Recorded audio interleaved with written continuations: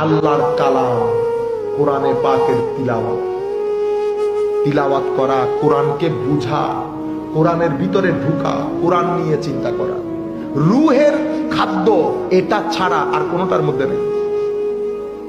আপনি যদি কোরআন তিলাওয়াত বন্ধ করে দেন তো রুহের গেজা বন্ধ করে দিয়েছেন, খাদ্য, আপনার রুহ অস্থির হয়ে যাবে।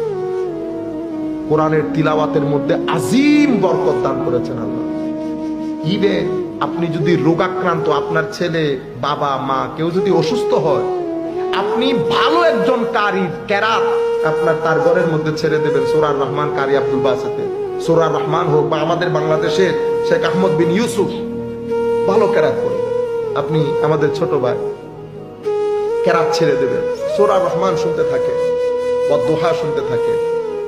অনেক ডাক্তার বলেছে ক্যান্সারের অন্যতম চিকিৎসা হচ্ছে আল্লাহর কালাম শোনা, তিলাওয়াতে কোরআনের মধ্যে। অসুস্থ ব্যক্তি, আমাকে এক ব্যক্তি বলতেছেন, হুজুর